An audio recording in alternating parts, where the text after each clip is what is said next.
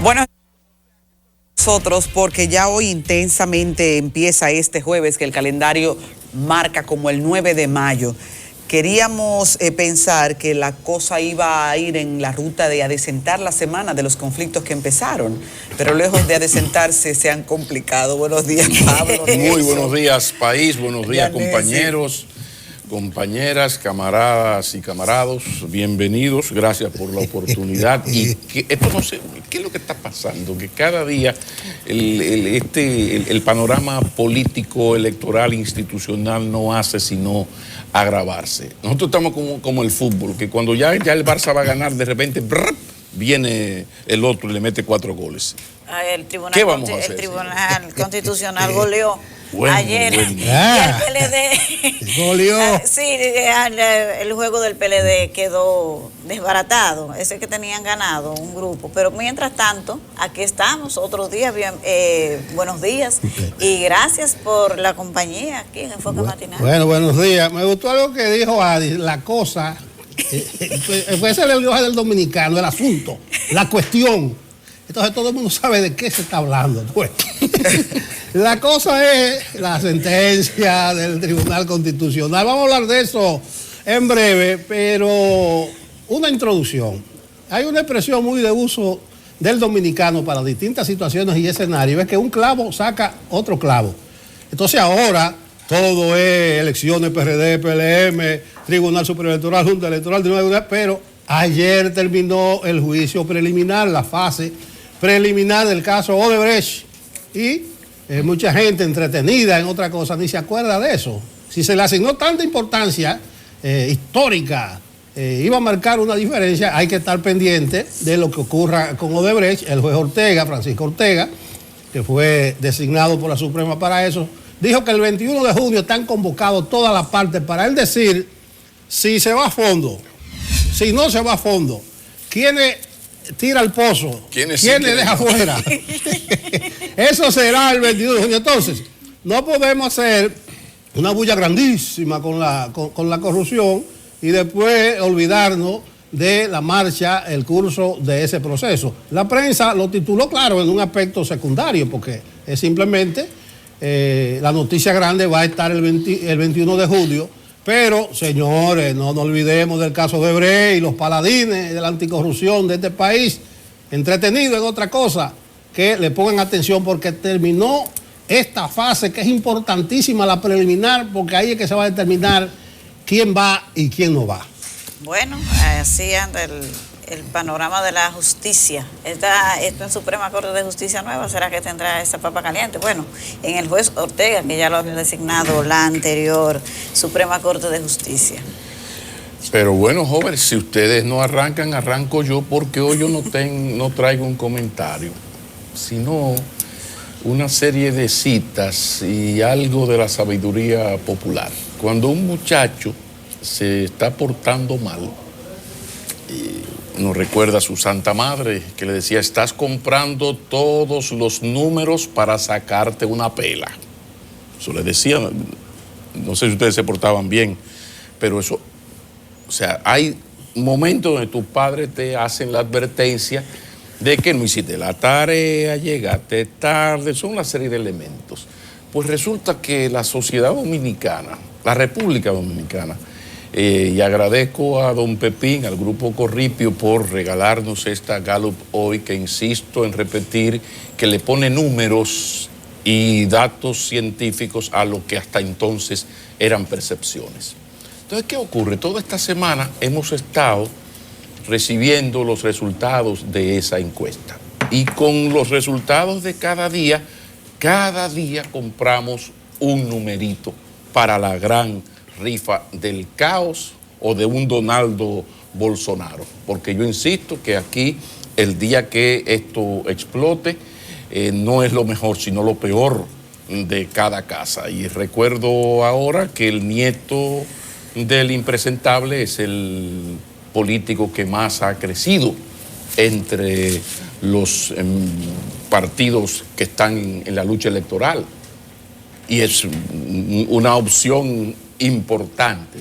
Yo sé que tiene un impedimento constitucional por su situación de que es norteamericano y tendría que haber renunciado a la ciudadanía norteamericana 10 años antes, pero siempre lo pongo de ese lado. Siempre hago esta cita porque, insisto, nosotros estamos jugando con fuego.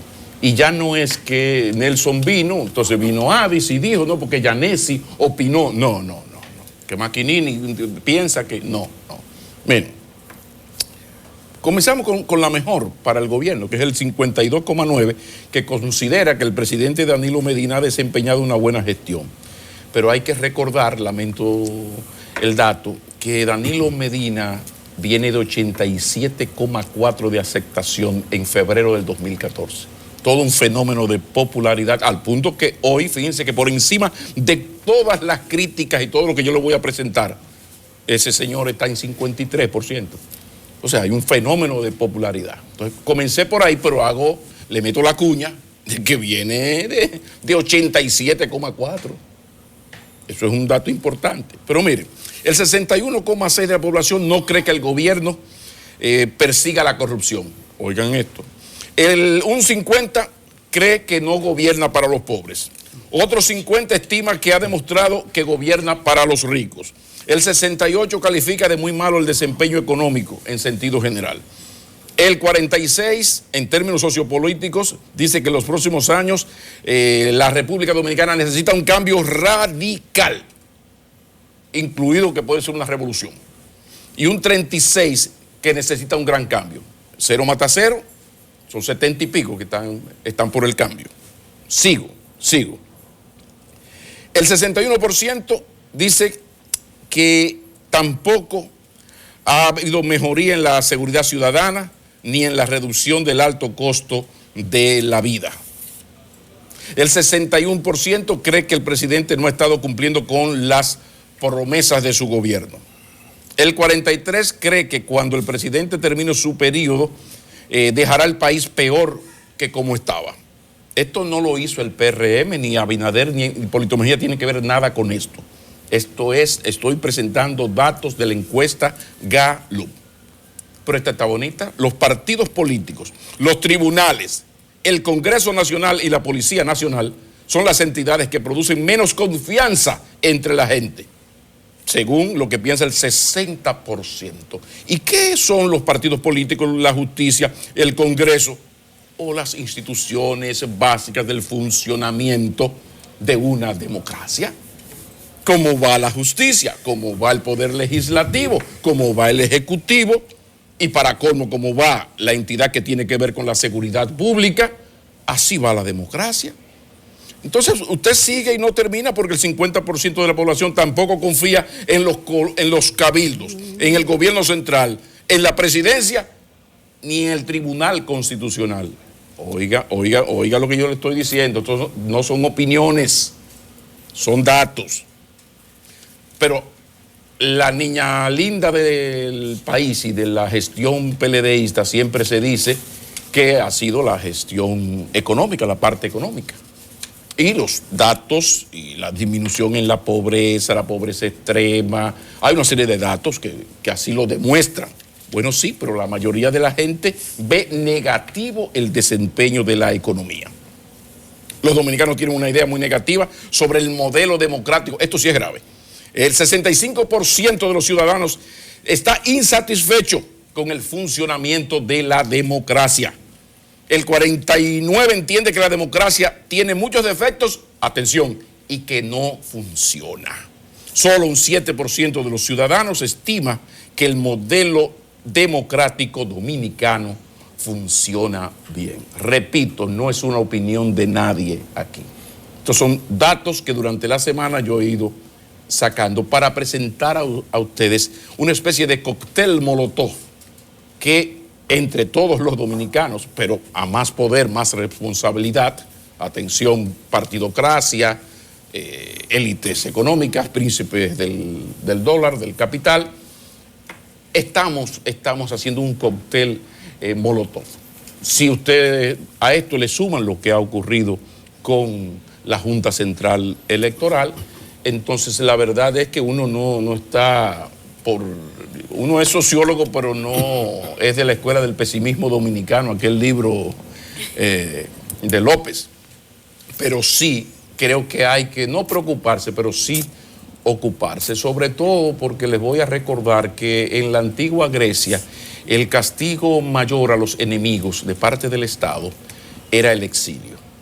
Entonces, vamos a ver si nosotros hacemos lo que se tenga que hacer con nuestro país, pero nosotros vamos muy mal. Y ya uno tiene una edad otoñal, es decir, que le queda menos de vida que lo que ha vivido, y entonces hay que entender eso, que también los griegos decían que el que migra no es feliz. Lo cierto es que a pesar de estadísticas, por ejemplo, en la parte económica, aquí hay que preocuparse. A mí me enviaron ayer unos videos de Baní que no los voy a presentar hoy porque tengo que profundizar para que no me metan un gol. O sea, donde fue llamar y como que estar más seguro de esto. Pero aquí estamos reuniendo todos los elementos para el día, como digo siempre, que falle de verdad la economía, porque el turismo internacional se cayó, porque hubo un problema con el dólar, por lo que sea.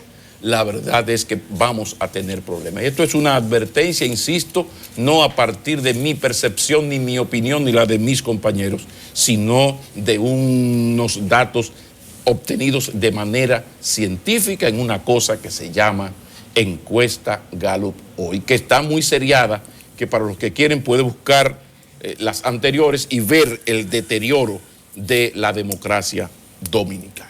Dijiste una palabra clave, cóctel molotov, y ese término refiere cómo eso tiene una capacidad de combustión que puede ser bastante peligrosa. Y saben que hablando de esa capacidad de combustión de algunos temas, rumbo a las elecciones estamos montados en un vehículo, que son las leyes.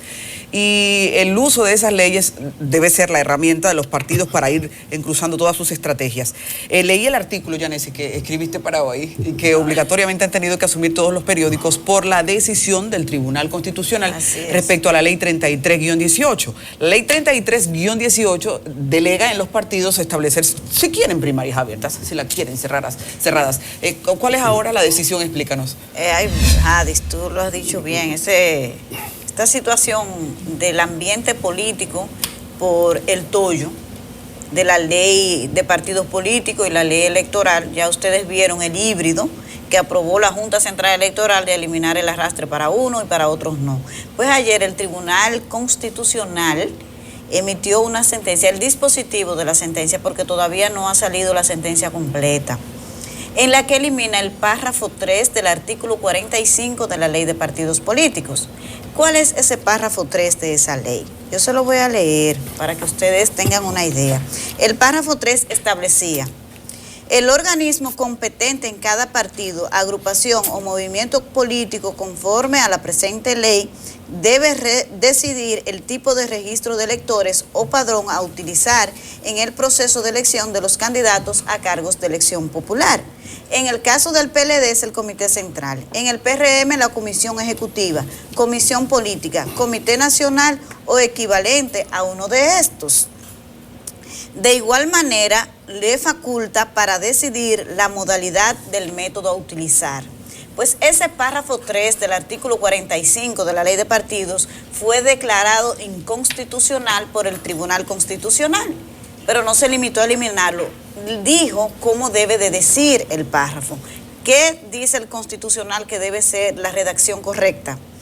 El organismo competente en cada partido, agrupación y movimiento político, de conformidad con la presente ley, para decidir el tipo de registro de electores o el padrón a utilizar en el proceso de selección de los candidatos, así como la modalidad y método a utilizar en dichos partidos, agrupaciones y movimientos políticos, debe ser el que señalen los estatutos de los partidos, siempre y cuando esos estatutos partidarios no vulneren la Constitución y la ley. Entonces, señores, ¿qué implica esto de inmediato? La decisión del Comité Central del Partido de la Liberación Dominicana del 27 de octubre del año pasado, que decidió primarias abiertas, queda anulada. ¿Por qué? Porque el artículo 43 de los estatutos de ese partido son claros y dicen que la selección de los candidatos es con padrón interno. Para poder hacer las primarias abiertas que quiere el sector del presidente Danilo Medina, tienen que convocar su Congreso, el Congreso que es el órgano facultado para hacer el cambio estatutario, para actualizar los estatutos y poder imponer las primarias abiertas. ¿Qué pasó con esto? Ayer Demóstenes Martínez estuvo de invitado en el programa Enfoque Matinal y vi la entrevista que le hicieron Pablo y Nelson, y ahí él decía que la única ocasión en que el PLD ha votado dividido en el Congreso fue para la ley de partidos, y fue precisamente ese el párrafo de la discordia, porque ellos alegaban que era inconstitucional, y el tiempo ahora le ha dado la razón al sector de Leonel Fernández, que de ahí, decían que era porque le convenía o no le convenía. La conveniencia política o no, se la dejo a ellos, que la debatan ellos. Ahora, lo que sí lo que tenían era razón legal, porque carece de lógica que usted me diga hasta el nombre en una ley del organismo en mi partido que va a elegir eso. Pero ¿y si mañana se ocurre que ese organismo queda eliminado? Ponían un ejemplo. O sea, la ley de partidos políticos, señores, hay que decirlo, es un tollo que no le aporta nada al sistema de partidos políticos. Esa ley, el único objetivo que tuvo de ser aprobada, y el tiempo lo ha ido demostrando, es allanar el camino al presidente Danilo Medina. Él quería primarias abiertas y simultáneas en todos los partidos. No pudo, no consiguió los votos para eso, entonces buscó un mecanismo para lograrlo en el PLD solamente. Pero otro tema que a usted usted lo va a poner en contexto para que se dé cuenta que es una ley nada más para favorecer a un sector político, es el tema de las alianzas.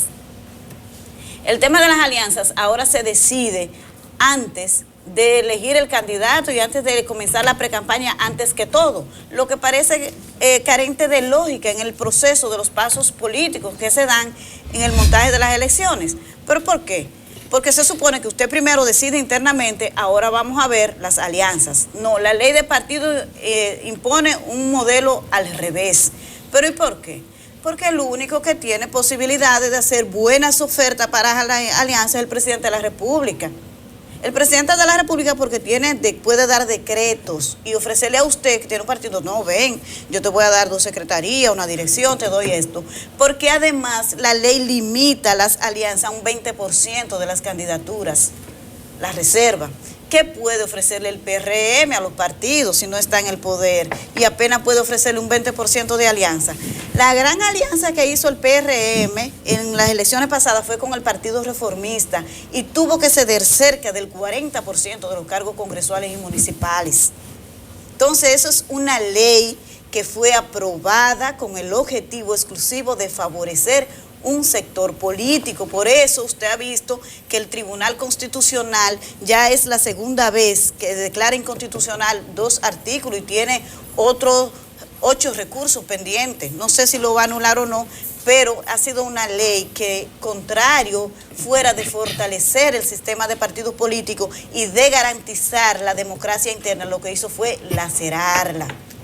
Y esa sentencia del Tribunal Constitucional ahora impone una nueva realidad política en el Partido de la Liberación Dominicana. O hacen un acuerdo, o usted verá que tendrán grandes dificultades para poder, en la lucha entre Leonel Fernández y Danilo Medina por el control del poder.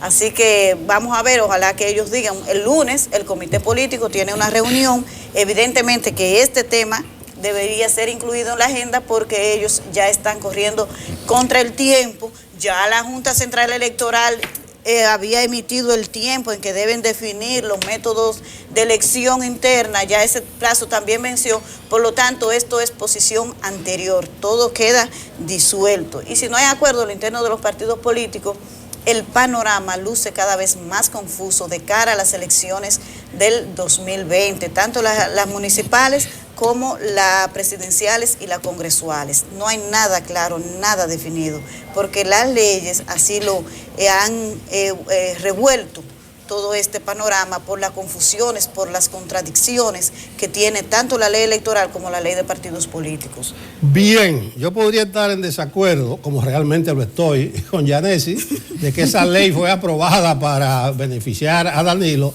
Es un arroz con mango, señores, que involucra a todos los partidos desde el principio. Incluso esa ley, ella señala dos aspectos, por esa ley, aquí hablamos de 193 artículos por ahí. Entonces es un arroz con mango, que desde un principio dijimos, si no hay democracia interna, si no hay institucionalidad en los partidos, no hay ley que valga, porque la mona, aunque se vista de seda, mona se queda. E incluso objetamos desde el principio el procedimiento. Se debió aprobar primero la ley del régimen electoral y después la ley de partido. Entonces hubo una presión social, presionando, y aprobaron una ley que hace agua, que gotea por toda parte. Pero si yo le sigo la lógica a Yanesi, ahí viene un problema. Parece que no es verdad que dicen que el PLD domina de manera absoluta todos los poderes, incluyendo los electorales, porque ahí dio el Tribunal Superior Electoral una sentencia que por la reacción le perjudica, y ahora el Tribunal Constitucional tira este vejigazo que perjudica al PLD y no sé a qué otro movimiento o partido más. Entonces, en esa lógica, el PLD no domina y no manda en el Tribunal Constitucional y en el Tribunal Superior Electoral, y mucho menos en la Junta Central Electoral, porque esto del arrastre, ustedes vieron al PLD quejarse. Ayer yo decía que es un mito eso de que los diputados son los que determinan los senadores. En la del 16 yo dije, el caso podía circunscribirse a 2 o 3 senadores. Incluso podemos señalar la provincia que quedaron con arrastre por razón de, no sé, la motivación de la Junta. Y escuchaba a 2 políticos ayer y a un sindicalista decir que eso fue pensado porque el PLD va a necesitar los diputados para imponerse en esas 5 provincias y en el Distrito Nacional. Y yo decía, en el análisis del 16 no fue verdad, al contrario. Reinaldo decía ayer que le regaló 2 votos a 2 diputados y señalaba, por ejemplo, las 5 provincias que están. El Distrito Nacional, PLD y aliados sacaron el 53%, 252.900 votos, y el voto preferencial de los diputados llegó a 132.000. O sea que ahí no pudo haber ninguna sumatoria. En la provincia de Santo Domingo, eso fue escandaloso. Cristina sacó con el voto de PLD y aliados 580.830 votos, un 67%. Yo decía ayer que ese 67% que sacó Cristina en la capital es más que lo que sacaron 16 senadores. O sea, más que en 16 provincias. Santiago, Valentín, PLD y aliados, 248.167, 58%. Voto preferencial de diputados en Santiago, 133.000. El otro sitio es San Cristóbal, Tommy Galán sacó 60%, 161.000. Diputado preferencial, 86. La Vega, Euclides. Y el otro es Puerto Plata. A propósito de Puerto Plata, Paliza, que sacó 64.825 votos. ¿Qué pasó en Puerto Plata? Paliza decía ayer que él no quiere que le den voto prestado de nadie. Pero no fue la sumatoria de los diputados, pero sí los aliados. Recuérdense que Paliza sacó 51 y Francis Vargas 48%. Y ahí vino la sorpresa. El PUN aportó casi un 7%. Sacó más votos que el PRD en Puerto Plata, el PUN de Corporán. Todo el mundo está averiguando porque Soraya, que era la candidata, ni siquiera se dio cuenta. Y el Reformista aportó en Puerto Plata el 13% de los votos para completar el 51% de Paliza. Porque el PRM sacó un 27% de los votos en Puerto Plata. Entonces, lo que quiero decir es que no me vengan a mí que esa decisión de la Junta fue para favorecer al PLD. Entonces aquí está habiendo mucha doble moral, hay mucha hipocresía, porque el Caribe demostró, ¿cómo se llama la compañera del Caribe que divulgó las actas oficiales? Suedi León. Suedi León dijo, miren, las actas que mandó el Congreso a la Junta Central Electoral. En esas actas, léanselas, señores, Suedi León, el Caribe, no recuerdo la fecha. Todos los partidos que están diciendo ahora que es una trama del PLD, ellos estuvieron de acuerdo ahí en esa votación. Entonces, en ese sentido, Yo quiero que me hablen con claridad, que no me tiren unos discursos para confundir a la gente.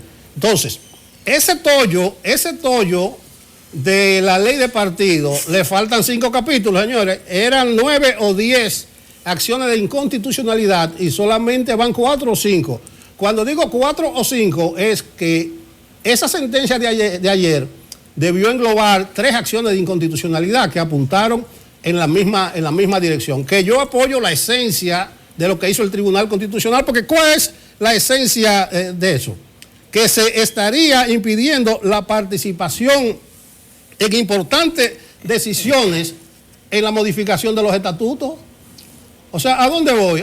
El comité central, el comité político decide y la base de los partidos no tienen opción, sino que la cúpula dirigente decida. No, entonces el Tribunal Constitucional abrió el abanico y que los estatutos digan la manera, los estatutos, no que se le den poderes a la cúpula partidaria. Yo finalizo advirtiendo lo siguiente. Esas 5 acciones de inconstitucionalidad que faltan, que el tribunal debe evacuarla porque la mayoría la declaró en estado de fallo. O sea, según la ley 137-11, o sea, del 2011, cuando el Tribunal Constitucional declara en estado de fallo un recurso, dispone de 4 meses para evacuarlo. Si no es así, se tomará el tiempo, como dice Milton Ray, que deba llevarse. Entonces, la mayoría, como están en estado de fallo, van a estar saliendo todos estos días. Y miren, estas 5 que faltan, según mi cálculo, podrían ser 6. Hay 2 acciones. Una, el artículo 8 es atacado por aquello de la renuncia automática a la afiliación, y el 54 que establece la cuota de la juventud. Hay una serie de reparos. Otro 2, aquí hay uno muy importante, porque tiene que ver con la apropiación de fondos para la primaria, el artículo 47. Y si ahora sale el Tribunal Constitucional que no, que es como dice el 47, que son los partidos que deben financiar eso, se cae el acuerdo que por abajo tiene la Junta, y falta un recurso también, que es contra el arrastre, contra eso que se aprobó. Es decir, que no vote su ticket, consérvelo, manténgase a la expectativa en su asiento, porque falta muchos juegos que podrían empeorar más el complicado panorama que todo apunta a que podríamos estar encaminándonos hacia un tollo.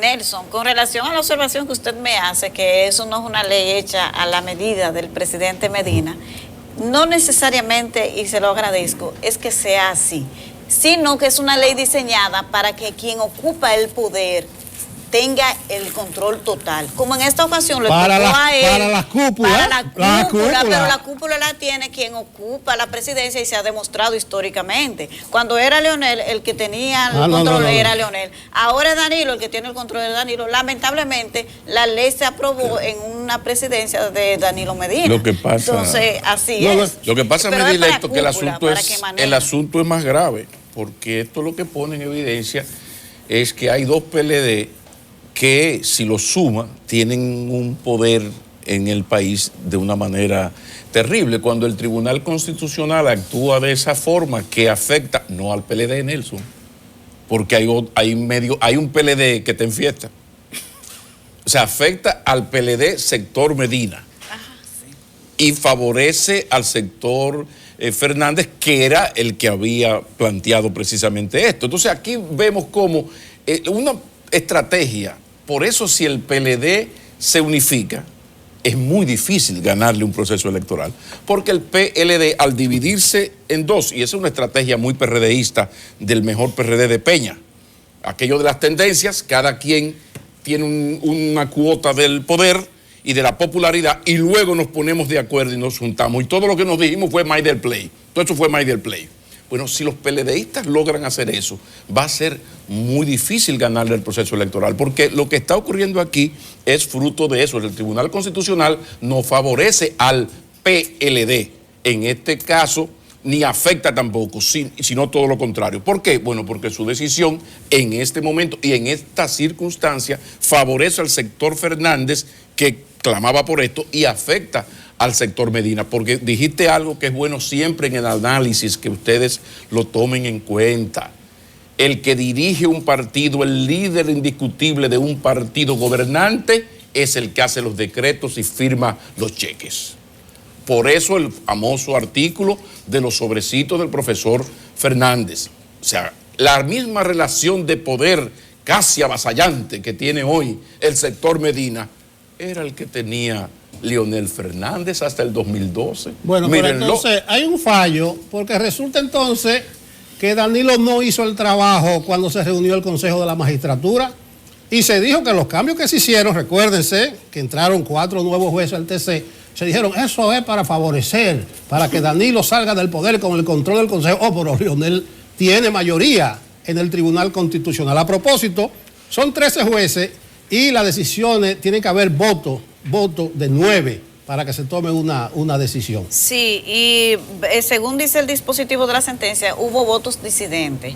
Pero lo que pasa también, yo no soy abogada, jurista, nada. Durante los debates, eso fue uno de los temas que más se debatió durante la ley de partidos políticos. Señores, no hay que ser abogado para saber que eso no resiste un análisis jurídico. ¿Cómo usted va a decirme que a mí, como miembro de un partido político, no voy a tener las reglas claras establecidas en los estatutos para yo competir y en función de eso establecer una estrategia, sino que las condiciones en que yo voy a competir la va a decidir una cúpula reducida 2 o 3 meses antes de las elecciones? Entonces, si queremos perjudicar a Yanesi, lo que tenemos que hacer, ella es fuerte aquí en el Comité Central, vamos a ponerle una primaria. Vamos a poner la primaria para que pierdan la primaria. Así no. Las reglas tienen que estar claras para que cada miembro de un partido entonces desarrolle una estrategia en función de lo que establece la estrategia. Y sobre todo lo que se da tantas veces, por en el caso del PLD, el Comité Central otorga los poderes al comité político y las decisiones de esa organización la van a tomar 35 señores con el control de quien gobierne. Llámese Danilo Medina, llámese Leonel, que sea. Entonces, creo que la decisión es acertadísima, incluso para la democracia dominicana en sentido general, pero muy acertada para el PLD como partido. No estoy hablando del comité político, ni del comité central, Danilo, Leonel, no. Como partido, que por cierto, eso hay que decírselo mucho al PLD, que tiene que ir pensando de qué manera hace algún tipo de catarsis, de renovación, de sinergia, le llaman ahora, de ingeniería financiera, le llamaban los bancos cuando querían votar a uno. Entonces, ojalá que esto sirva para que ese PLD y los demás partidos vean que tienen que fortalecerse como instituciones políticas y estos tradicionales controles de los comités, llámese político o el CEN del PRD, es la misma cosa, como ahí voy. Eso la es esencia, yo dije la esencia de la decisión para no entrar en discusiones y la repito, la esencia para que se vea que eso podría estar encaminado a democratizar las estructuras internas de los partidos, a combatir las cúpulas de los partidos, porque aquí nos rayamos el disco con el PLD, pero eso afecta a todos los partidos, agrupaciones y movimientos. Habría que ver el impacto que tiene en otras organizaciones, dependiendo de lo que digan sus estatutos.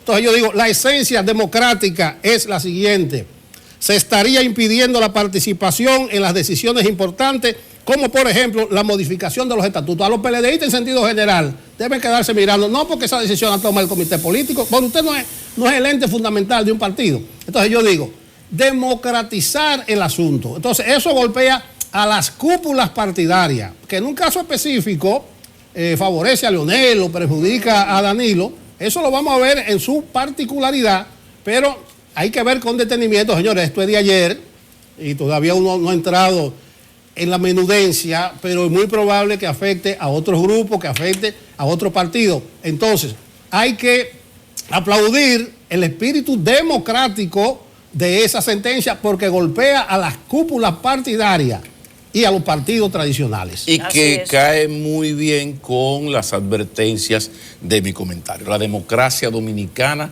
va muy mal, no es valorada por el ciudadano, está muy descontento el ciudadano con la democracia. Entonces, todo lo que se haga para fortalecer la democracia, y si hay una institución fuerte, básica, importante para el funcionamiento de una democracia, son los partidos políticos, que uno se le olvida que por lo menos teóricamente están ahí para representarnos. Porque a mucha gente se les olvida y hacen críticas y dicen, porque aquí hay ignorancias militantes, que es una cosa dolorosa.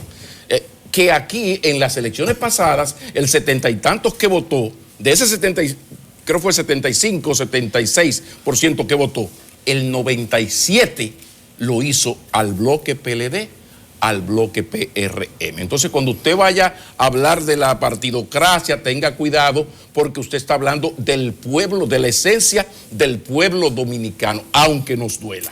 Aunque nos duela. Bueno, al cierre, en el fondo de esto está el apoyo que hay que brindar a la Junta Central Electoral. Me gustó el comentario de Nacés Perdomo ayer y me gustó el editorial del Caribe de la fecha que dice hay que apoyar la Junta porque muchos de esos partidos que para atacar a un bando están torpedeando el proceso. Ayúdate Así que yo es. te ayudaré. Vámonos, Adi. Hay momentos en que esto de la Junta está tan complicado también. Señores, ¿y cuánto durará el Tribunal Constitucional para evacuar esa sentencia? Bueno, Que todo hay se dos, complique tarde ya. hay dos, que es la del financiamiento y la del arrastre. Son 5 que faltan. Pero hay otra, no se vaya. hay otra relativa al tiempo que usted tiene que tener en un partido político para poder ser candidato. Esa también ustedes verán. Ay, ay, ay. En el próximo bloque no vamos a seguir hablando necesariamente de los partidos y estas decisiones, pero tenemos un tema primerísimo que usted no puede dejar de ver. La representación del Banco Interamericano de Desarrollo en el país. Carlos Pared Vidal está con nosotros. ¿De qué se trata todo esto? Sus principales políticas de incidencia en países como el nuestro, en donde está presente. En breve.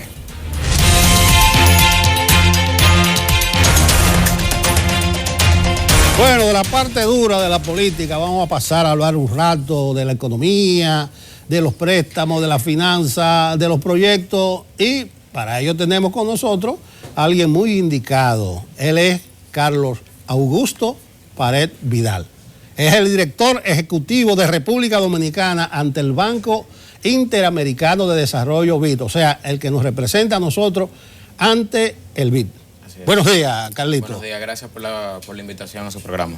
Bueno, vamos a comenzar a ver cuál es la agenda o los aspectos más sobresalientes y prioritarios de la agenda de República Dominicana con el BID, ahora mismo. Sí, tal como indicas, el Banco Interamericano de Desarrollo tiene una agenda de colaboración y diálogo con la República Dominicana.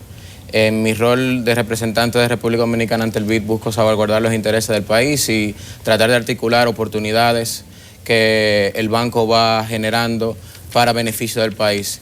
En ese sentido, uno de estos elementos que surgen es la oportunidad que se ha venido dando en el trabajo conjunto entre el gobierno y el Banco Interamericano de Desarrollo para el desarrollo, para la ejecución y el diseño de una agenda de asociaciones público-privadas que de hecho en la próxima semana vamos a estar siendo anfitriones del foro más importante de la región sobre asociaciones público-privadas llamada PPP Américas 2019, siendo esta la primera vez que República Dominicana es sede del mismo. ¿Y ese evento qué implica? Ese evento, tal como te decía, es el evento más importante de la región sobre asociaciones público-privadas. Y es un evento que se espera alrededor de 300, 400 personas, invitados nacionales e internacionales, en donde lo que se busca es tener intercambio de experiencia, conocer las mejores prácticas y conocer de primera mano de las asociaciones, de las agencias de asociaciones público-privadas, cuáles han sido los éxitos y cuáles son las oportunidades de mejora. Esta es una gran oportunidad para el país, no solamente por ser la primera vez que somos sede de este evento, sino porque vamos a conocer de primera mano cuáles son esos elementos positivos y qué cosas podemos replicar, sobre todo que esto es en consecuencia de la apertura que ha venido dando el gobierno para trabajo con el banco, que ha permitido tener este diálogo tan fluido en este tema en particular. Bueno, revisando los proyectos, son múltiples los que están en ejecución en el país. Y yo por el orden que usted le pone, le pongo energía, reforma del Estado, desarrollo de la pequeña empresa. Sí. Vamos a comenzar por el asunto de la energía, que es un asunto clave para el desarrollo de República Dominicana. Así es, el banco trabaja con los países bajo un marco que es una estrategia que se establece entre el país y la gerencia que está a cargo del trabajo y del diálogo con el banco. Y en el caso de la República Dominicana, una estrategia banco-país, la cual es renovada con cierta frecuencia. En el caso de nosotros, el sector energético es un componente importante, el cual también se relaciona mucho con las con la gran oportunidad que tenemos la semana próxima de poder ver en este foro grandes ejemplos de cómo otros países de Latinoamérica han podido utilizar este marco de asociaciones público-privadas en distintos sectores. Y así sucesivamente, con esto lo que quiero decir es que el banco, adicional al apoyo directo que da, también tiene una agenda muy, muy intensa en profundización de conocimiento y en socialización de nuevos temas y de eventos como el que vamos a tener la próxima semana acá en Punta Cana. Y entonces, con lo relativo a la reforma del Estado, ¿cuál es el apoyo que le da el BID al Estado Dominicano y si tienen algunos proyectos en desarrollo ahora? Mira, en cuanto a reforma del Estado, es una de las divisiones más dinámicas que tiene el Banco Interamericano, una de las divisiones más dinámicas que ha tenido también en el trabajo con la República Dominicana. La cartera de proyectos van desde proyectos en donde se pueden ver grandes transformaciones institucionales hasta cosas más micro. Por poner un caso, el banco está colaborando con el gobierno de la República Dominicana en diversas aristas del programa de República Digital.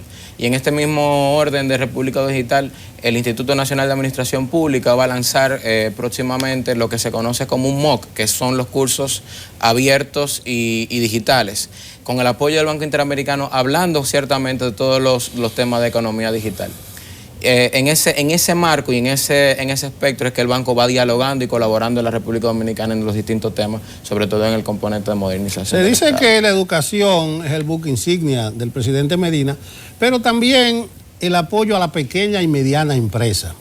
Entonces, me parece a mí que el BID tiene algunos proyectos interesantes, según leo por ahí. ¿Podríamos detallar en qué consiste el apoyo a la MIPYME en los proyectos del BID?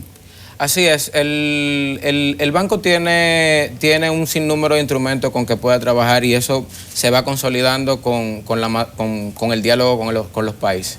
En el caso de la República Dominicana se ha venido dando un fuerte apoyo tanto en asistencia técnica como en proyectos. Hay que para poner en contexto, uno puede imaginarse lo que significa para esos pequeños y medianos empresarios de hoy una ciudad colonial revitalizada, que han podido tener una mejora en su calidad, una mejor oferta, lo cual permite transformar su vida y transformar su vida familiar al poder tener un dinamismo económico por un negocio mucho más fortalecido. Entonces, el trabajo se da en diversas formas y en diversas vías. De hecho, y ahí quiero volver a reiterar con el punto que hice anteriormente,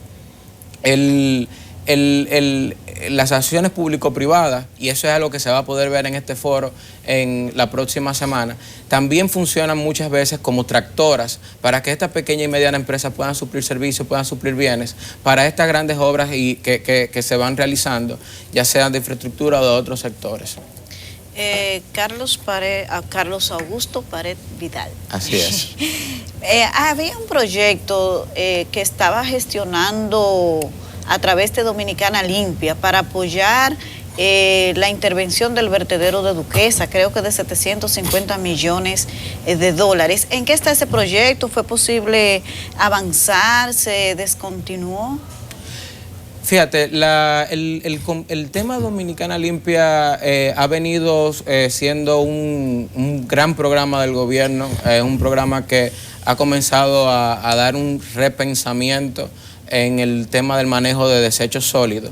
Y en ese sentido, varios organismos internacionales han venido participando, ya sea con asistencia técnica o ya sea con apoyos más puntuales.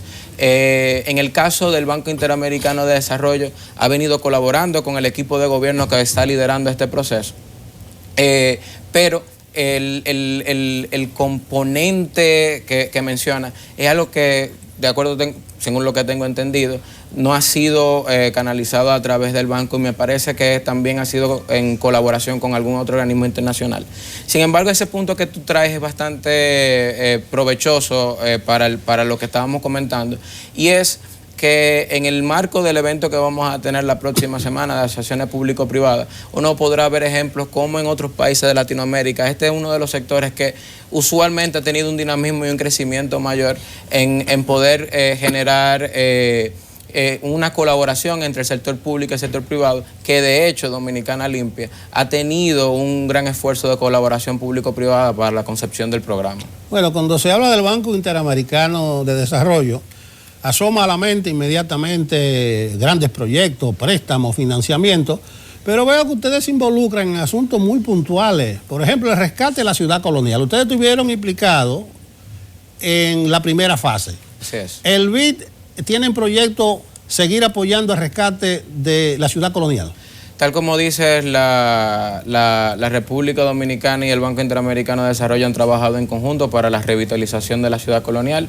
Se completó ya una primera fase. Recientemente se firmó un contrato entre el Banco Interamericano de Desarrollo y el gobierno de la República Dominicana para dar una continuidad que profundice y amplifique los trabajos que se están haciendo en la revitalización de la ciudad colonial, que implica, tal como decía anteriormente, una fuerte inversión en lo que es infraestructura urbana y cultural, pero también una fuerte inversión en muchas de las pequeñas y medianas empresas que intervienen en la zona. Esos son grandes oportunidades de proyectos que cambian la vida de cientos de dominicanas y de dominicanos, al poder, en este caso particular, tener pequeñas y medianas empresas que hoy tienen una oferta más amplia, más diversificada y de mayor calidad. En ese sentido también es importante resaltar que este es un proyecto que ha trabajado mucho de la mano con la colaboración público-privada. Esa colaboración público-privada es algo que el gobierno lo ha tomado muy en serio, y lo ha apropiado bastante fuerte. Y esa colaboración público-privada es lo que yo percibo, en mi opinión personal, es la gran fuente para que hoy estemos hablando de asociaciones público-privadas, como vamos a hablar la semana próxima en el foro. Por casualidad, ¿tienes el dato de cuántos proyectos específicos en las diferentes áreas está apoyando ahora el BID y el monto global de financiamiento? Nosotros, ahora mismo existe una cartera de alrededor de 20 y tantos de proyectos, que son proyectos principalmente de desarrollo, y no te puedo dar el porcentaje exacto, sí te puedo dar cuáles son las grandes áreas. Tal como decíamos anteriormente, hay unos elementos de desarrollo urbano, desarrollo rural, el sector energético, el sector de agua y saneamiento, que son proyectos que aquí lo importante es resaltar dos puntos. Lo primero es que son proyectos de desarrollo que en consecuencia transforman la vida de dominicanos y de dominicanas. Hay que pensar lo que significa para un proyecto de agua y saneamiento en Santiago, como es un proyecto que el Banco Interamericano tiene, de que santiagueros y santiagueras puedan tener acceso a agua, puedan tener acceso a agua potable. Es algo que transforma la vida de ellos y transforma también su salud y todo el entorno de la comunidad y del colectivo.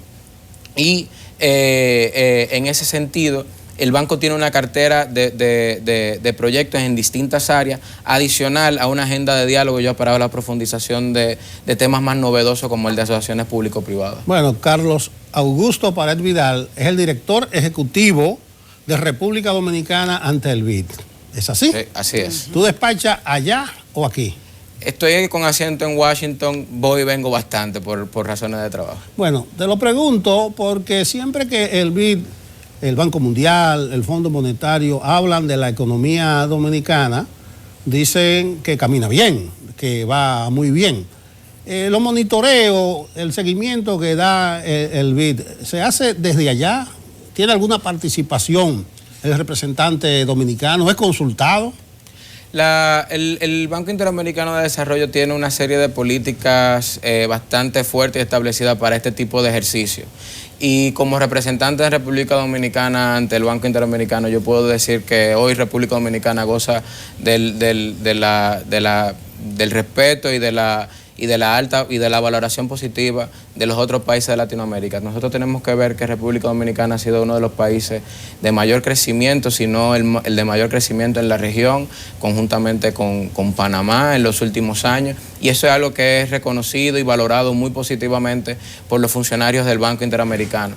Y tal como dices, el dinamismo económico, el desempeño económico es uno de los elementos que, conjuntamente con la apertura que el gobierno ha venido dando para este diálogo con el Banco Interamericano de Desarrollo, se ha podido desarrollar una serie de proyectos y de iniciativas como la de las alianzas público-privadas, asociaciones público-privadas, y sobre todo en este foro en particular, que servirá para el intercambio de experiencia en este tema que es de alta relevancia para el país. Este es el año de la innovación y la competitividad.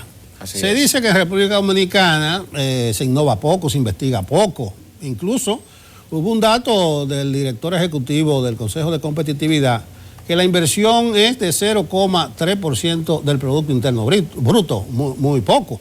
¿Apoya el BID algún proyecto en el área de la innovación? ¿Qué es tan difuso eso? Porque no es lo mismo que agua para Santiago, que bloque, mosaico, adoquines para la zona colonial, entre otras cosas. La innovación, como dice, es algo un tanto difuso, no menos, pero no quiere decir que no sea importante, sobre todo en una economía y en un entorno económico como el que estamos guiados, de economía digital, economía basada en la innovación. Lo que menciona de la innovación es algo que es muy común en Latinoamérica, es algo que se está trabajando muy de lleno en enfoque un poco más regional, de ver cómo los países de Latinoamérica pueden invertir mucho más en innovación. E innovación puede ser dado en distintas áreas. Para poner un ejemplo, dos de los paneles que se va a ver en el foro de PPP América la próxima semana resulta sobre innovación financiera e innovación en la estructuración de proyectos. Porque, tal como dice, al ser tan difuso es también una ventaja. Es una ventaja de que se puede adaptar las mismas metodologías de innovación hacia otros elementos ya de envergadura que no necesariamente es emprendimiento y que son muchos en el tema de política pública. Yo quisiera volver al tema del crecimiento económico, la buena percepción, la buena valoración que tienen los ejecutivos del Banco Interamericano de Desarrollo de la República Dominicana con relación a eso. Pero el mismo crecimiento genera otra realidad y es la desigualdad que hay. ¿El banco está trabajando ese tema con el Estado Dominicano? ¿Hay proyectos en ese sentido orientados a reducir esa brecha de la desigualdad en la República Dominicana? Tal como el país, al igual que la región latinoamericana, ha tenido un crecimiento considerable cuando hablamos de la región de Latinoamérica. Y esto ha traído consigo muchas luces y también grandes oportunidades para uno poder repensar los patrones de política pública que se van dando en Latinoamérica, ya que este crecimiento ha traído consigo de manera regional una desigualdad que el banco ha venido observando y que otros organismos internacionales han venido observando para poder tener programas y proyectos que sirvan de paliativo para asegurar la protección social y para también generar un mayor crecimiento de estos grupos, ya sea que están más desiguales o que están en una zona de vulnerabilidad. La República Dominicana, de manera particular, ha venido trabajando con el banco este tema muy de la mano y han venido trabajando varios proyectos de protección social, viendo el tema de cómo se puede reducir las brechas de inequidad. En un tono bastante positivo, la República Dominicana este crecimiento lo ha venido acompañando con una reducción de pobreza bastante considerable.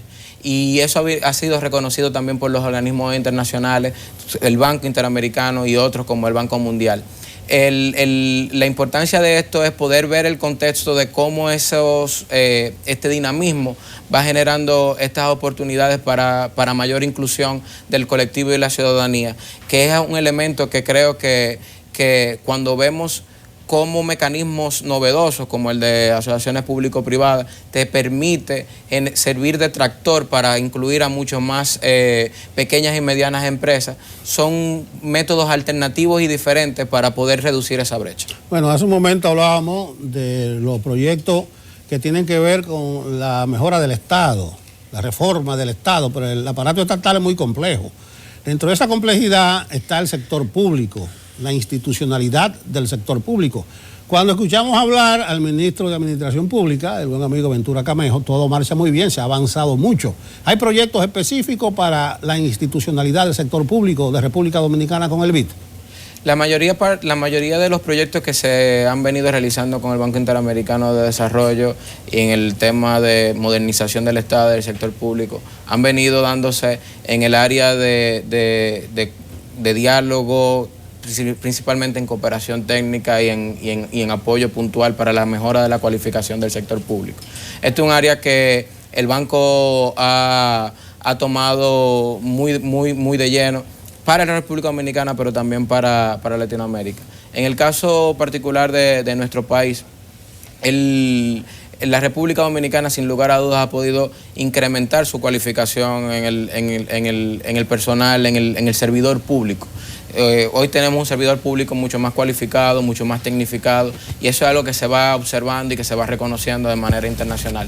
Y eso es algo también que eficientiza que proyectos que son de mayor complejidad en su desarrollo se puedan realizar en el día de hoy. Pero más aún, eso es algo que permite que no solamente en el diseño de políticas públicas haya una mayor tecnificación, sino que también haya un mejor diálogo con los distintos actores de la sociedad y de la colectividad, que haya un mejor diálogo con el sector público, con el sector privado, y que ese diálogo se haya venido madurando y fortaleciendo de manera tal que hoy podemos estar hablando de temas tan novedosos como asociaciones público-privadas para la provisión, sobre todo de infraestructura. Y en cuanto a la mejora del gasto, en los rankings internacionales nosotros avanzamos mucho, y que en participación, en presupuesto participativo. ¿El BID tiene algún proyecto en el área del gasto? El BID ha venido elaborando una serie de estudios mirando distintas áreas del tema del manejo macroeconómico y fiscal de los países de Latinoamérica. El gasto indudablemente es un elemento que ha sido observado, y lo importante acá es poder reconocer y poder ver cómo los gobiernos y los países están trabajando de manera sostenible el manejo del gasto y el manejo de la deuda. Ahora que mencionas el gasto, es un buen punto resaltar que el mismo banco es quien ha elaborado y ha dicho que un mecanismo alternativo e innovador para uno poder tener un manejo más eficiente del gasto son las acciones público-privadas, ya que permite que el sector público con el sector privado vayan en proyectos de alta envergadura como socios y puedan, bajo un retorno razonable, articular y asignar riesgo de manera eficiente entre ambas partes. Bueno, al cierre, danos datos del foro, dónde, cuándo, hora. El foro será el 15 y el 16 de mayo. La próxima semana, 15 y 16 de mayo, PPP Américas 2019. Como dije, es el foro más importante de la región en materia de asociaciones público-privadas. Y para cualquier información pueden enviar un correo para el que esté interesado a pppaméricas2019@iadb.org. Bueno, ¿dónde será el lugar? Será en el Hotel Paradisus Punta Cana.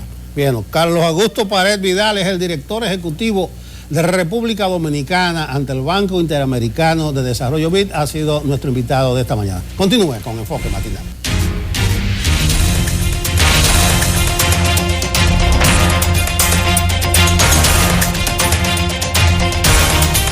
Agradeciendo su sintonía, les damos los buenos días aquí en Enfoque Matinal para pasar al semáforo de las noticias. Y con esto entonces arrancamos con la luz roja.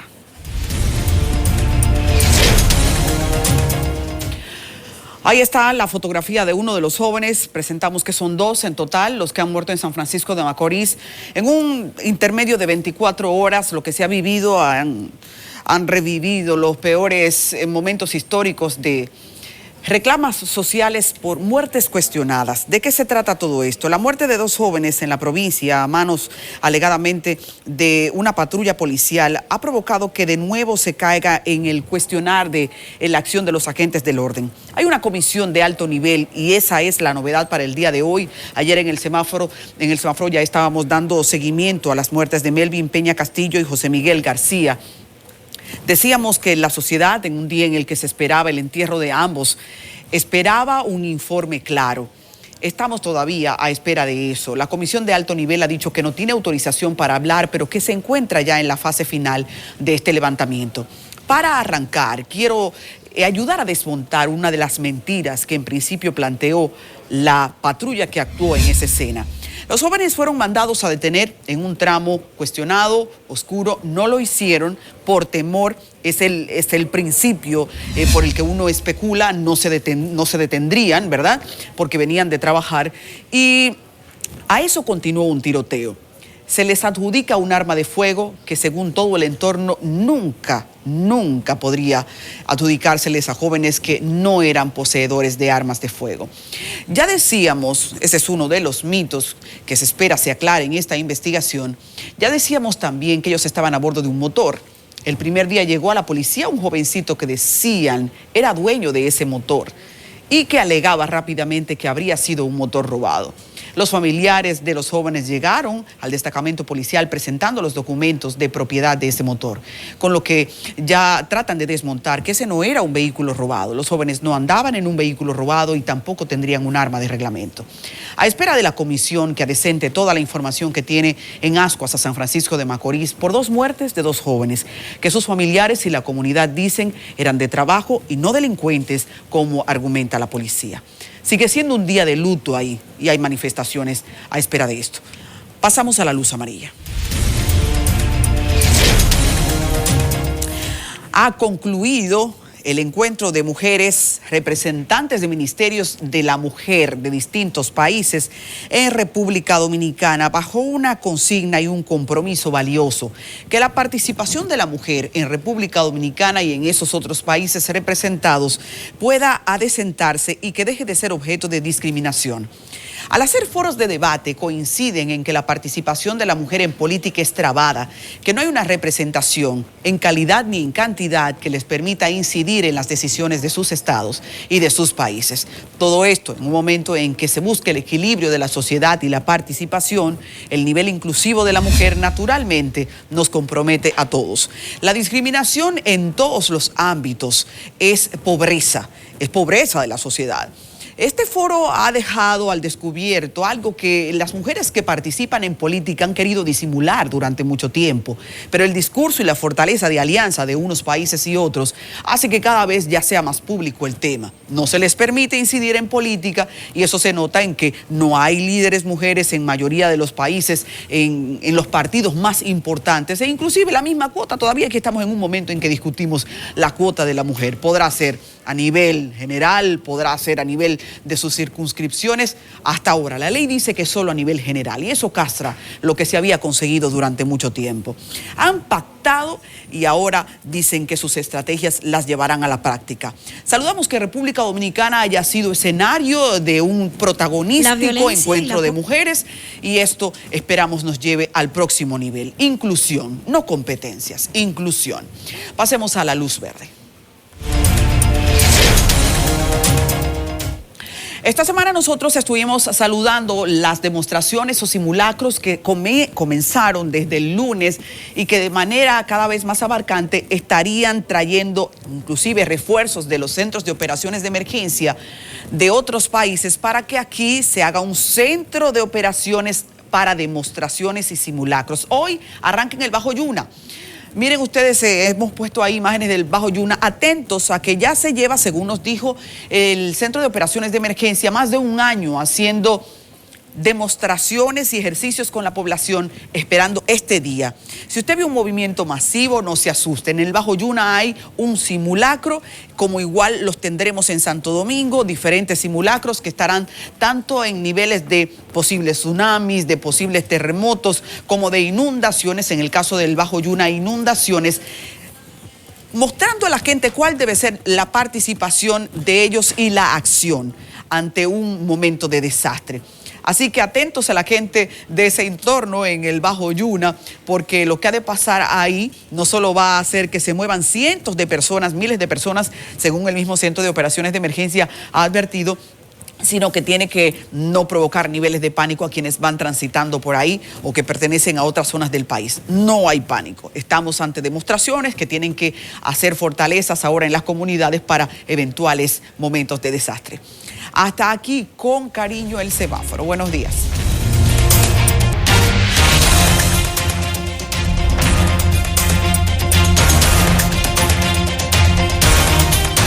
Gracias por continuar con nosotros en Enfoque Matinal, en un bloque que me encanta porque tratamos temas que inciden mucho en la sociedad, temas sociales de gran valor. Y hoy tenemos uno de esos que ponga oído y vista, porque esto es televisión. En República Dominicana, el número de matrimonios infantiles y el embarazo infantil tienen un vínculo muy alto. Siempre se presenta como una cifra de preocupación, pero ¿hasta qué punto la ley ayuda o desayuda? Todo esto ha provocado campañas valiosísimas. Que República Dominicana se afine con la Declaración de los Derechos del Niño a nivel universal porque el marco legal está divorciado. Hemos invitado a la representante de UNICEF en el país con todos los méritos y destacar, saludar la representación de UNICEF. Aquí nos acompaña doña Rosa Elcarte. Buenos días. Buenos días, muchísimas gracias por la invitación.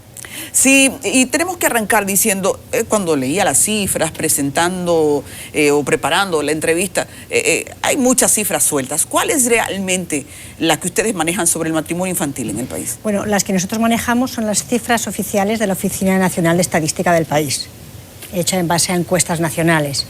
La última cifra existente oficial es la del 2014, donde dice que el 37% de las niñas dominicanas se casan antes de los 18 años y el 12% antes de los 15 años. Estas cifras son las más altas de toda Latinoamérica, casi duplican y triplican, y son prácticamente iguales que en África subsahariana. Mentira, doña Rosa, eso es gravísimo. Vamos a hablar entonces de qué es lo que tenemos. El Código Civil Dominicano establece que las chicas menores de edad, las niñas, se pueden casar a partir de los 15 si papá y mamá lo autoriza o un juez de primera instancia. Y los varones, luego también de que se hiciera una corrección con una ley de apoyo al Código Civil, pueden hacerlo a partir de los 16. Sí. Eso se tipifica matrimonio infantil. Sí, pero la ley también dice que por debajo de esa edad pueden casarse con autorización judicial. Sí, se puede justificar. Sí, bueno. ¿Se da eso en la práctica? ¿Que se justifique? Se da. ¿El matrimonio de una niña de menos de 15? Sí. La ley lo dice, pero no creo que en la práctica tengamos ningún número valioso por ahí, ¿no? Hay cifras y hemos visto casos de niñas de 12 años casadas judicialmente con personas de 70. Dios mío, pero eso es un escándalo. Y viene la primera pregunta entonces, a propósito de eso que hablamos. ¿Las niñas se casan con otros niños o se casan con adultos en una relación entonces tan desigual que de inmediato propicia un abuso? La inmensa mayoría se casan con hombres adultos. Más de un 65% con hombres mayores de 5 años que ellas, lo cual, de acuerdo también a la legislación dominicana, implica abuso sexual. Es un delito de abuso sexual. ¿Sí? Entonces, ahora tenemos una situación. La cancha está en la bola de gente de la calidad de los legisladores. Exactamente. Adaptar la legislación a convenciones y tratados internacionales que tienen tanto peso. Porque en realidad sería adaptar la ley y el Código Civil a lo que ya dice la Constitución dominicana, que ya aprobó todos los códigos internacionales y que la propia Constitución define niño hasta los 18 y vela por los derechos del niño. El interés supremo del bienestar del niño. Exactamente, y los derechos del niño son hasta los 18 años. Entonces estamos legislando una violación de los derechos tal como está ahora la legislación. Vemos entonces que hace varias semanas está cada vez más intenso este movimiento. ¿Han conseguido la escucha, la atención de los legisladores? Pues no sé si lo hemos conseguido, lo hemos intentado, sí. Sabemos que se ha llevado varias veces para tratar en la Cámara, continuamente se vuelve a retrasar.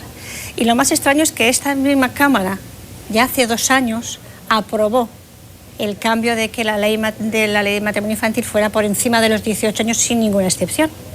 Y ahora son los mismos legisladores que están discutiendo lo que discutieron hace 2 años y no acaban de ponerse de acuerdo para en la Cámara de Diputados volverlo a aprobar. ¿Sí? ¿Qué vínculo hay entre el matrimonio infantil y el embarazo de adolescentes que tanto criticamos y que tanto le duele a esta sociedad? Según un estudio que hicimos con los datos de la ONE, de la Enogar Mix 2014 y la Endesa 2013, con el Banco Mundial, 3 de cada 4 embarazos adolescentes se dan porque la niña ya estaba casada.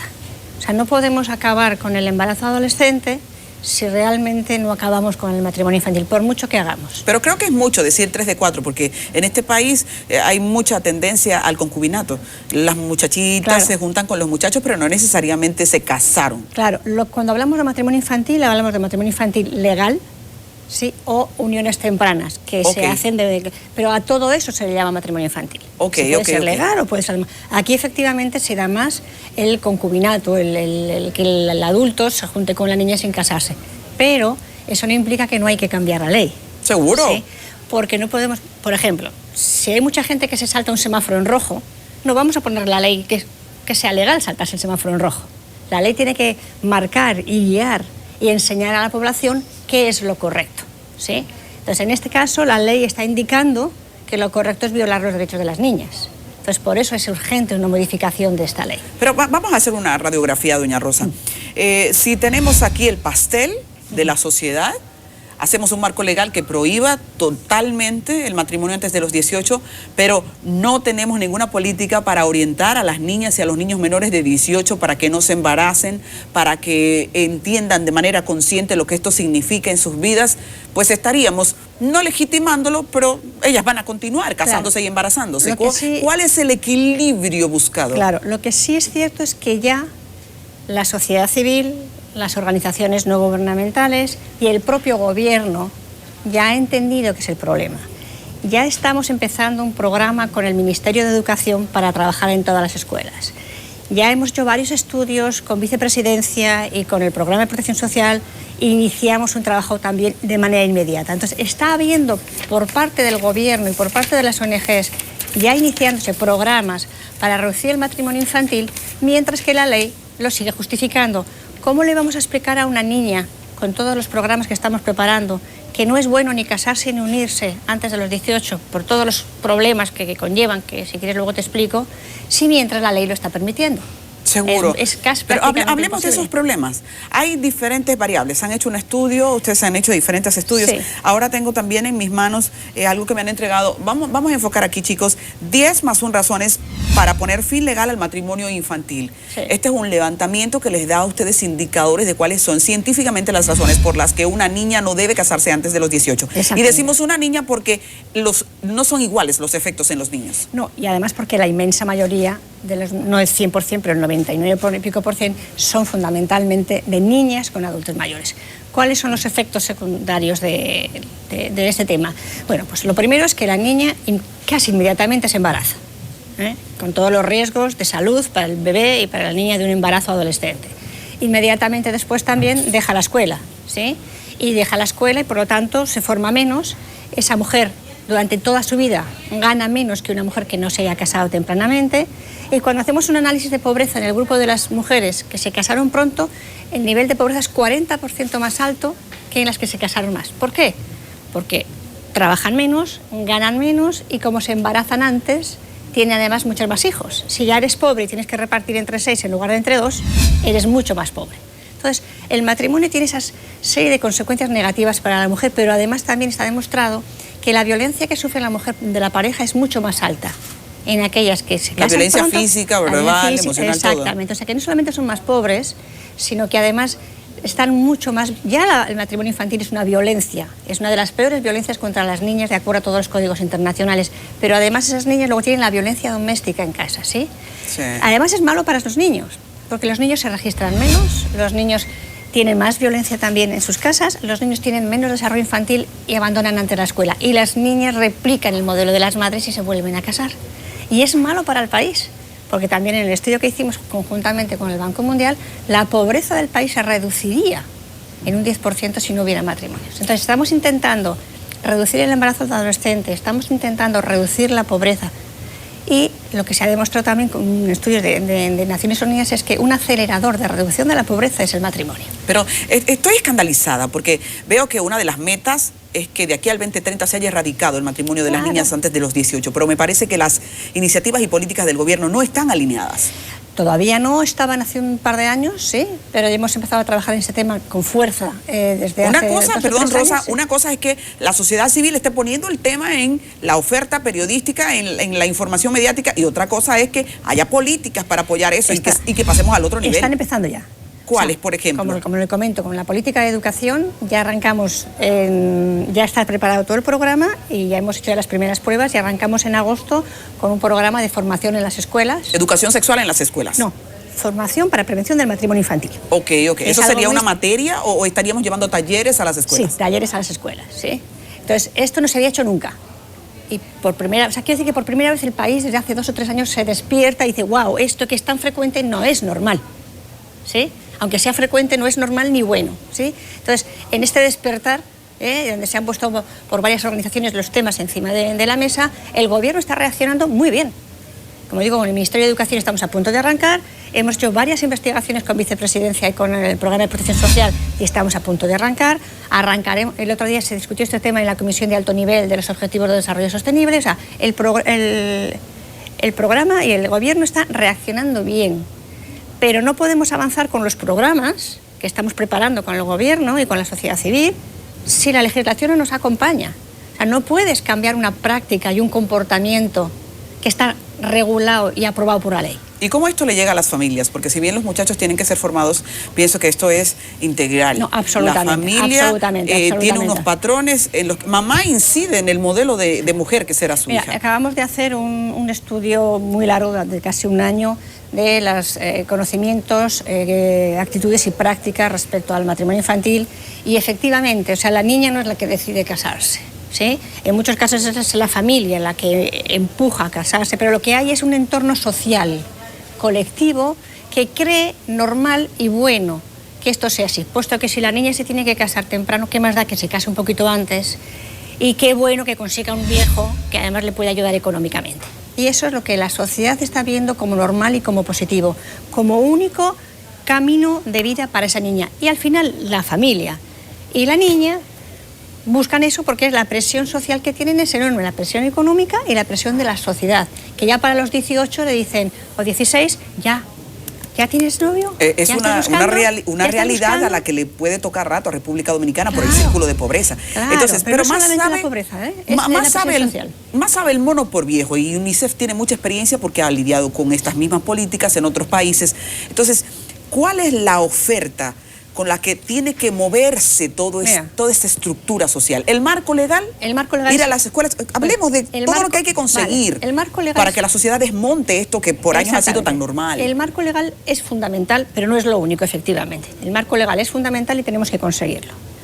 Pero luego, en todos los programas que hay globales, hay que trabajar con las niñas, evidentemente, para un empoderamiento, para que ellas vean que hay algo más allá de la presión social que les obliga a casarse, y para que tengan un plan de vida que les consiga, que hagan que tengan una buena formación, que sean independientes económicamente y que retrasen ese fenómeno del matrimonio hasta que ellas puedan decidir libremente, porque el cerebro de los adolescentes no está preparado para esa toma de decisiones, lo dice la neurociencia, pero para que puedan tomar la decisión cuando ya estén formadas y sobre todo cuando ya tengan un plan de vida económico que haga que luego no tenga que aguantar malos tratos de un hombre y no lleguemos al feminicidio, ¿sí? Entonces, ese es un elemento, la niña. Hay que trabajar sobre el hombre, porque es curioso, en todos los estudios que hacemos, el hombre no se considera responsable de nada cuando se casa con una niña pequeña, lo considera normal, incluso lo considera como un acto de hombría, eso, más macho si tengo una o dos o tres niñas más pequeñas, pero ni las mamás, ni las niñas, ni la sociedad lo consideran responsable. O sea, nadie cree que el hombre es responsable. Creen que es responsable la madre, que es responsable la niña, pero no que es responsable el hombre. Entonces, hay que hacer un trabajo específico muy importante con los hombres. Hay que trabajar con la familia, hay que trabajar con la comunidad, hay que trabajar con las instituciones locales, hay que trabajar políticamente a nivel alto, que es lo que estamos haciendo, y hay que cambiar la ley. O sea, es un trabajo de lo que llamamos en UNICEF cambios de comportamiento. Y para el cambio de comportamiento hay que cambiar el modo de pensar de la sociedad, ¿sí? Ahora, lo que sí hemos demostrado como UNICEF en otros países y en todas las regiones del mundo, menos en América Latina, es que el matrimonio infantil estaba bajando drásticamente. Menos en Latinoamérica. Y en Latinoamérica quien estamos llevando la bandera es República Dominicana. ¡Wow! Eso es terrible. Lo que demostramos es que se puede hacer y que se está consiguiendo en otras partes del mundo. Entonces, si se está consiguiendo en otras partes del mundo, ¿por qué no ponernos las pilas y conseguirlo? Y como digo, por parte del Gobierno estamos viendo una actitud muy positiva de aprendizaje y de ver cómo podemos trabajar, y estamos empezando, va a costar, pero hay que empezar, pero donde no estamos viendo esa receptividad es a nivel legislativo. Y yo quiero en la parte, ya apuntando al cierre, decir que aquí aplica lo que uno critica mucho en el tránsito. A los jóvenes orientación, a los mayores el castigo de la ley, porque ahí entonces entra el de que un árbol ya maduro, torcido, como quisiera cualquiera interpretarlo, es difícil cambiarle la percepción que tiene sobre ciertos temas.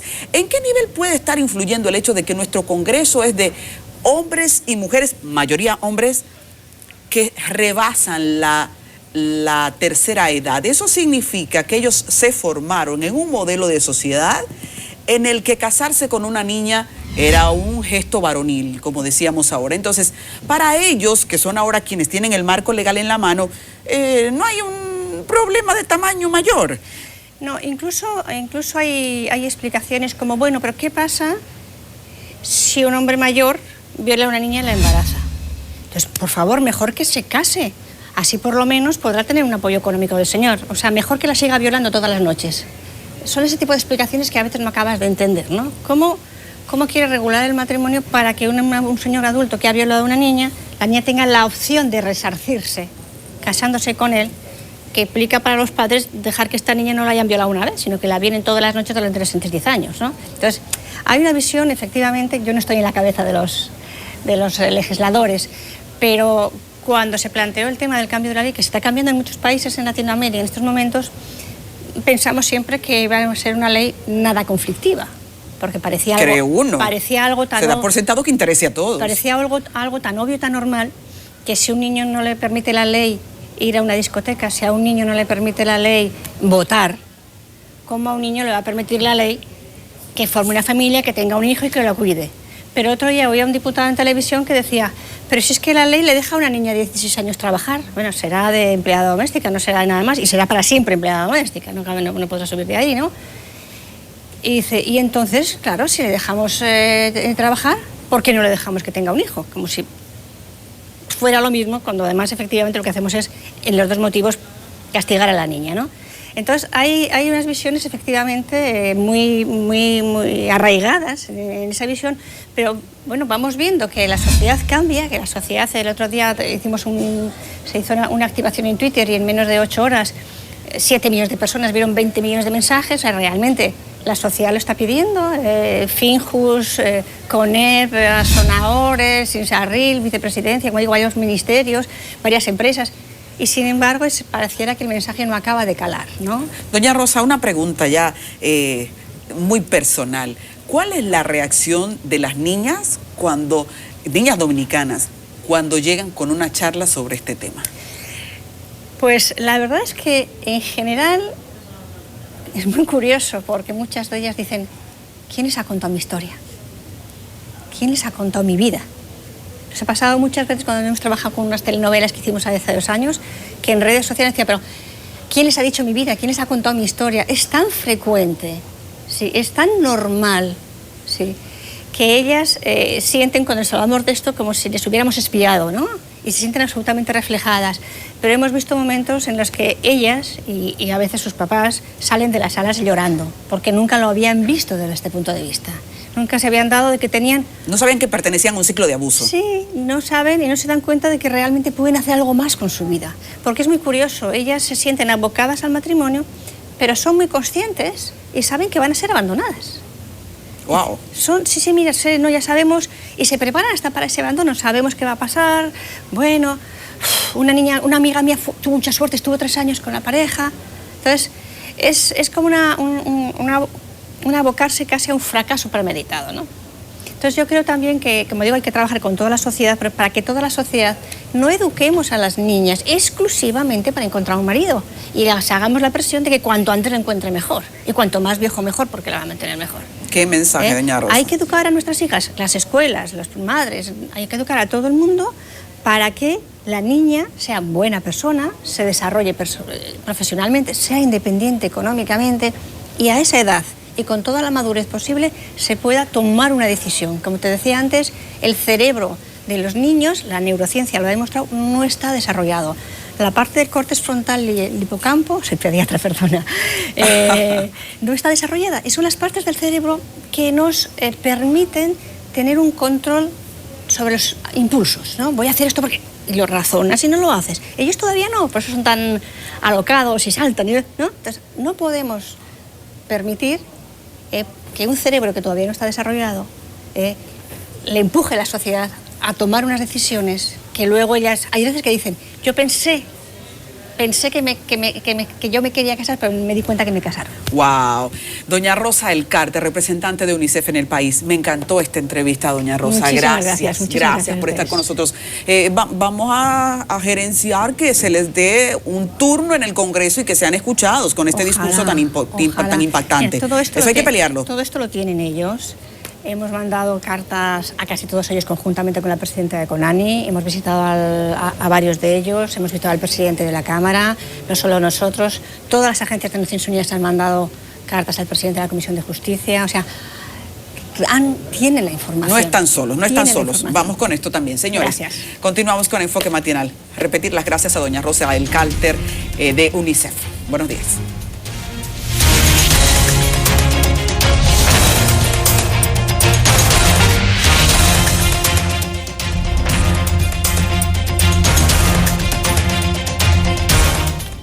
Bueno, antesala del fin de semana, momento propicio para echar un vistazo a la cartelera de cine y espectáculo, y para ello, Heuri Frías con nosotros. Adelante, Heuri. Muchas gracias, don Nelson. Es que después de un fin de semana bastante agitado, con actividades políticas, sociales, qué mejor que sacar ese momentito y verificar las actividades del fin de semana para salir en familia, con los amigos, y es por eso que a continuación muestro las opciones.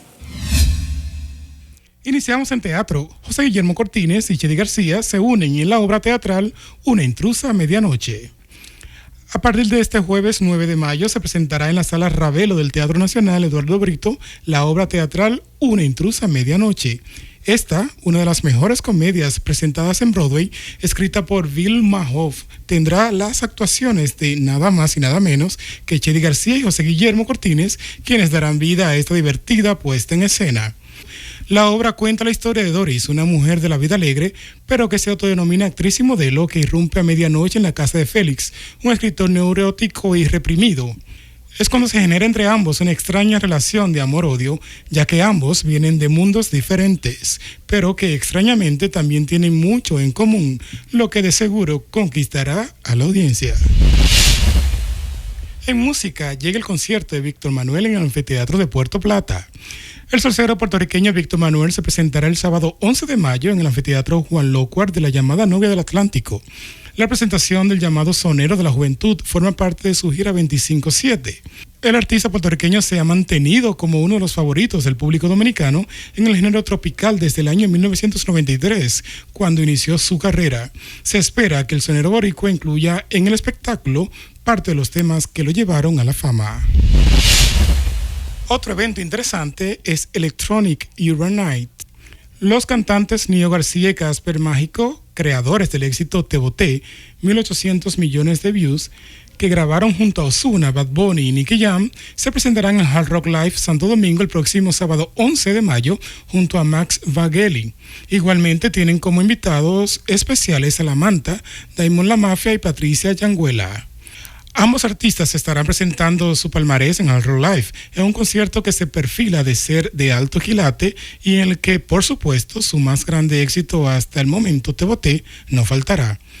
De su lado, el DJ Max Vangeli estará pinchando con su propuesta de música house para conformar una cartelera variada, versátil y rica en contenido. La oferta está servida, usted escoja la que más le convenga. Paso con usted nuevamente, don Nelson. Bueno, gracias, Heuri. Tome y deje de esa cartelera repleta del fin de semana. Jóvenes, se acabó lo que se daba. Así es, llegamos a la parte final. Yanes y Nelson, ha sido un día de empezar con la agenda muy en picos. El pico de las noticias muchas veces es a principio de semana. Está seguido haciendo picos en la medida en que la semana avanza. Así que continúe con CDN porque hay más detalles de todo el panorama nacional e internacional en el desarrollo de la programación. Les invitamos a estar con nosotros mañana aquí a las 7, si Dios lo permite. Buenos días.